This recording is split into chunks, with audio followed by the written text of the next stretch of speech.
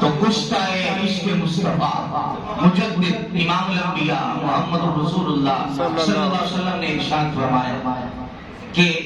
ہر صدی کے سرے پر ایک میری امت میں اللہ ایسا بندہ پیدا کرتا ہے، ایک مجدد پیدا کرتا ہے جو سرے سے دین کی نئی تجدید کر دیتا ہے، سبحان اللہ، جو سرے سے دین کی نئی تجدید کر دیتا ہے۔ اللہ اکبر۔ امام شافعی بھی مجدد تھے،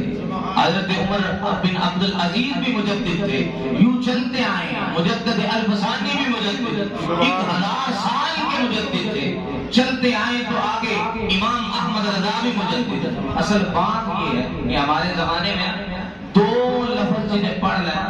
جنہوں عربی میں 2 یاد ہوگی نا 17، وہ چونک کھڑا ہو کے کہتے اسلام میں نہ مناظرہ کرتا ہے، آئیو مناظرہ کرتا ہے، پتہ ہے کوئی نہیں تو جناب مناظرہ کرتا ہے۔ علم نہیں ہے اس وقت، علم نہیں ہے، بس چند جناب چیزیں بس برائی ہیں، وہ نہ پتہ ہوتا ہے کسی چیز کا تو بس شروع ہو گئے۔ تو اس طرح نہیں، اللہ اکبر، یہ جب معاملات خراب سے خراب ہوتے چلے جا رہے، دیکھیں نا اعلیٰ حضرت سیدی امام احمد رضا امام اہل سنت رحمۃ اللہ تعالی علیہ،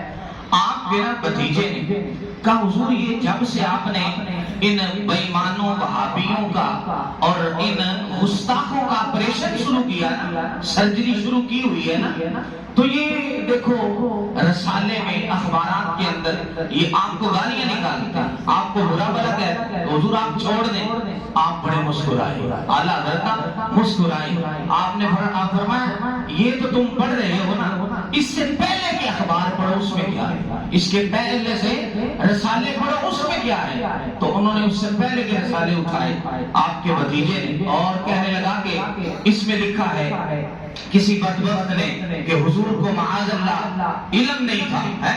اور حضور کا خیال نماز میں آ جائے تو نماز نہیں ہوتی، اور گدھے اور بیل کا آ جائے تو ہو جاتی ہے۔ اس طرح کی بہت سی بکواسات، بہت سی گستاخیاں لکھی تھی۔ آپ نے فرمایا اب کیا ہے؟ اس نے کہا اب آپ کی طرف جو ہے لوگ گالیاں آپ کو نکالتے ہیں۔ آپ نے فرمایا یہ اللہ کا بڑا فضل ہو گیا ہے، اللہ کا شکر ہو گیا ہے کہ انبیاء سے ہٹ کر لوگ مجھے کہہ رہے ہیں برا، کوئی بات نہیں، کل قیامت کے دن اپنے رب کے سامنے اور محبوب کے سامنے میں اس طرح پیش ہوں گا کہ محبوب راضی ہو جائیں گے، مجھے گالیاں دے دے خیر ہے، لیکن ان کا رخ موڑ کر رب نے انبیاء سے میری طرف کر دیا۔ سبحان اللہ، اللہ، ایسی ہستی اعلیٰ حضرت کی ہستی۔ ایک انگریز آ گیا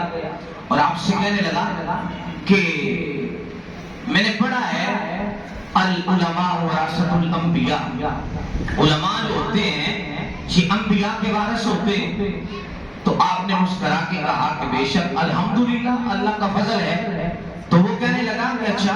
میں نے یہ پڑھا ہوا ہے کہ جو انبیاء ہوتے ہیں ان کو چرند پرند اور ہر قسم کا علم ہوتا ہے، وہ ان کی بولیاں جانتے ہیں، ان کی بولیاں سمجھتے ہیں۔ تو آپ مجھے بتائیں تو صحیح کہ آپ اگر ان کے وارث ہیں انبیاء کے تو آپ کو بھی یہ چیز ملی ہے کہ نہیں؟ آپ کو بھی حاصل ہے؟ آپ نے مسکرا کے باہر میں الحمدللہ، الحمدللہ، ہم بھی جانتے ہیں۔ اس نے کہا اچھا چلو دیکھ لیتے ہیں۔ تو پرندے، چند پرندے نا اڑ رہے تھے اور پرواز کر رہے ہیں، تو آپس میں وہ جیسے باتیں کر رہے ہیں، بول رہے ہیں۔ تو انگریز کہنے لگا کہ احمد رضا بتاؤ یہ کیا کہہ رہے ہیں؟ آپ نے فرمایا یہ جو پچھلے والا پرندہ ہے نا اس کے پاؤں میں کانٹا چبھا ہے، اور وہ اگلے والے پرندے سے باتیں کر رہا ہے کہ یار آہستہ چلو، میں پیچھے نہ رہ جاؤں، مجھے ساتھ لے کے چلنا۔ اس نے کہا اچھا، اس نے سمجھا کہ شاید ایسے اس نے چھوڑ دی ہے تو کون سا پتہ چلے گا۔ اس کے پاس بندوق تھی، اس نے نشانہ بنا اور پچھلے کو پرندے کو مارا، اس کو فائر لگا اور نیچے آ کے گرا۔ جلدی سے آگے بڑھا انگریز، اس نے جا کے جب دیکھا نا اس پرندے کے پاؤں میں واقعی کانٹا چبھا ہوا تھا، اس نے سب کچھ وہاں چھوڑا، اعلیٰ حضرت کے قدموں میں آ گیا، فرمانے لگا بس اور کچھ نہیں حضور کلمہ پہلے پڑھا، اللہ اکبر، پہلے کلمہ پڑھا، اللہ اکبر۔ اور ایسے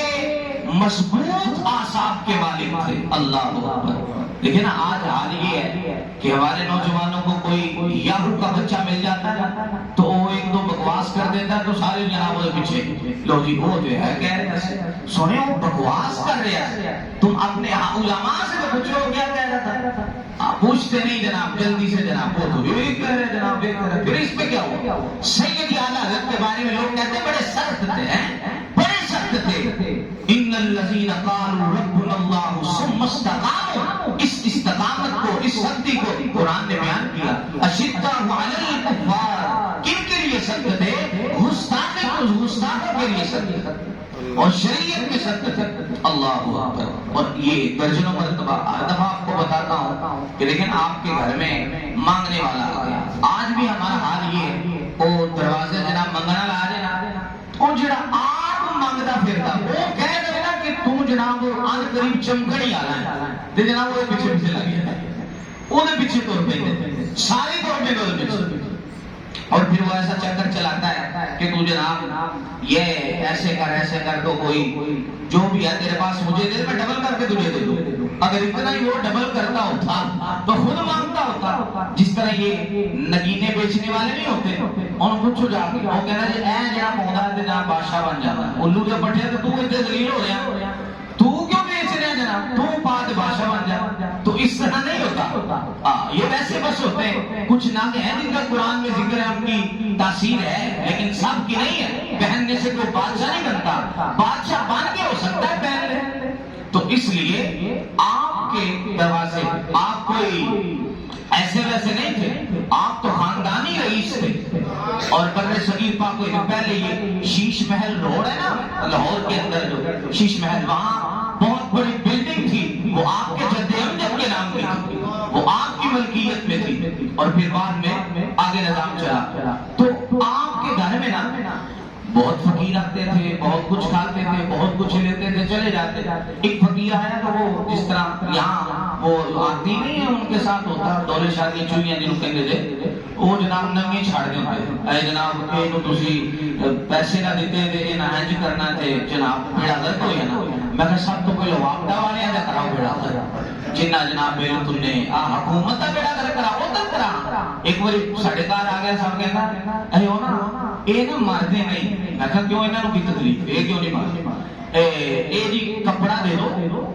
5 گز پتہ نہیں سبز رنگ دا اون دے وچ جناب اینو پیک کرنے دے وچ ٹائپ ہو جاتے میں بڑی اچھی بکواس کر رہے ہو اس طرح کا کچھ بھی نہیں ہوتا اے نہیں تسی اینا بادوا دیتی نا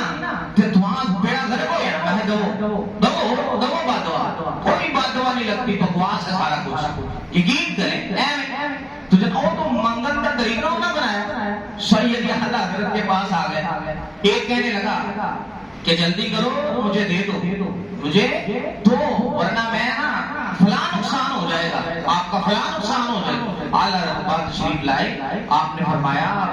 وہ فقیر پہلے بھی بڑے آتے ہیں ان کو بھی دیتا ہوں تم بھی لو اور یہ جو بات کرتے ہو یہ شریعت کے خلاف ہے یہ غلط ہے مانگنا تمہارا کام ہے مانگو میں دوں گا کوئی بات نہیں اللہ نے دیا ہے تو دیتا ہوں لیکن یہ نہ کہو کہ میں ایسے کر دوں گا تو ایسے کر دوں گا ابھی یہ بات چل رہی تھی تو اعلیٰ حضرت کی والدہ نے اندر سے آواز دی احمد رضا فقیروں سے الجھا کر دے آپ نے فرمایا بھی بات یہ نہیں ہے بات یہ ہے جو شریعت کے خلاف کرے گا وہ کوئی بھی ہو احمد رضا نہیں دیکھ سکتا کہ حضور کی شریعت کے خلاف کوئی بول جائے اس نے کہا کہ نہیں جناب اچھا اعلیٰ حضرت کے شہزادے نا دوسری منزل پہ کھیل رہے بعض اوقات اللہ آزماتا بھی ہے دوسری منزل پہ کھیل رہے ہیں ابھی یہ آپس میں بات چل رہی تھی تو آپ کے شہزادے دوسری منزل سے نیچے گرے اور گھر میں جو کوہرام مچ گیا اور اماں کہنے لگی دیکھا احمد رضا میں تجھے کہہ رہی تھی فقیروں سے الجھا کر دیکھا اس کی بد دعا لگی گر گیا آپ نے فرمایا اماں بات یہ ہے میرا ایک نہیں بیٹا 1000 بھی ہوتے حضور کی شریعت میں وار دیتا لیکن شریعت کے خلاف ایک لفظ بھی نہیں سننا چاہتا تو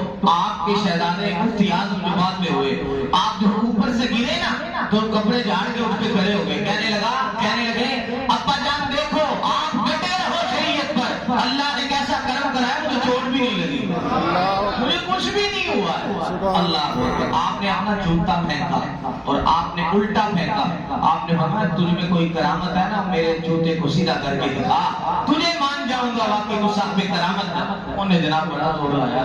لیکن کچھ بھی نہ کر سکا. آپ نے فرمایا تیری اوقات یہ ہے کہ تو احمد رضا کا جوتا بھی سیدھا نہیں کر سکتا اور بات کرتا ہے میرے گھر کو تباہ کر دے گا. تو اس لیے ایسے ہی کی بد دعائیں نہیں لگتی. تو یہ بات ہاں جو اللہ کے ولی ہو وہ تو پہلی بات دیتے نہیں ہیں, لیکن جو ان کو ستاتا ہے وہ منہ سے نہ بھی نکالے لیکن کوئی بدتمیزی کرے تو اس کا بیڑا غرق ہو جاتا ہے. ٹھیک ہے نا. درویش صحابی ہے حضرت سیدنا عثمان غنی رضی اللہ تعالیٰ. درویش کسی کو کچھ نہیں کہتے تھے, کوئی بات.